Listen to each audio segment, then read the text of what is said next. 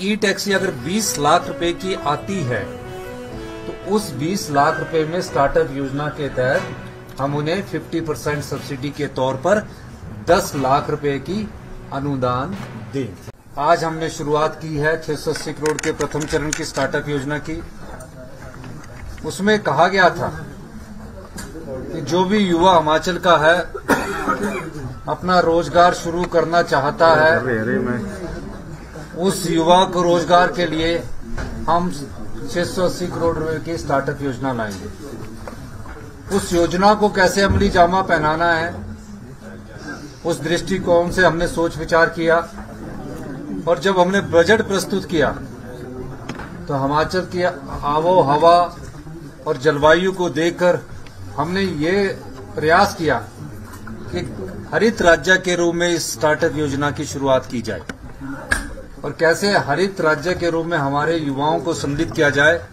इस उद्देश्य से आज ई टैक्सी हरित ऊर्जा के रूप में हिमाचल प्रदेश में विकसित हो और स्टार्टअप योजना के अंतर्गत विकसित हो, हमने ये योजना का आज शुभारंभ किया है। इसके लिए एक पोर्टल बनाया गया है। 1 महीने के अंदर युवा उस पोर्टल में अप्लाई करेंगे। अगर कोई हार्ड कॉपी भी देना चाहता है तो वो डायरेक्टरेट ऑफ ट्रांसपोर्ट में आकर अपनी हार्ड कॉपी दे सकता है। और 20 दिसंबर के बाद जितने भी युवा है जो 23 साल की उम्र पार कर चुके होंगे उनको इस स्टार्टअप योजना के अंतर्गत जोड़ा जाएगा। और अगर जो टैक्सी है, अगर वो ई टैक्सी लेता है और ई टैक्सी अगर 20 लाख रुपए की आती है तो उस 20 लाख रुपए में स्टार्टअप योजना के तहत हम उन्हें 50% सब्सिडी के तौर पर 10 लाख रुपए की अनुदान देंगे। अब 10 लाख रुपया तो सरकार से मिला, टैक्सी की कीमत रहेगी 10 लाख रुपया। उसको कैसे 10 लाख को वो आने वाले समय में अपने स्वरोजगार से जोड़ेगा और अपने परिवार का पालन पोषण करेगा।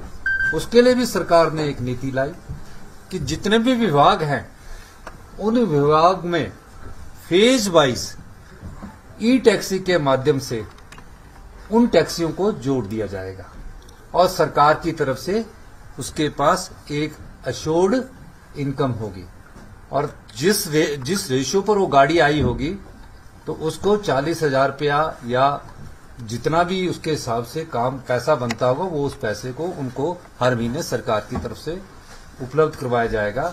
वो सरकार में भी अपनी टैक्सी लगा सकता है और अपनी प्राइवेट भी टैक्सी को जोड़ सकता है। इस दृष्टिकोण से जब वो स्टार्टअप योजना के तहत आएगा तो जब अपनी मार्जिनल मनी वो 10 लाख में 1.5 लाख या 1 लाख देगा मान लीजिए, तो उसको कोलैटरल नहीं देना पड़ेगा।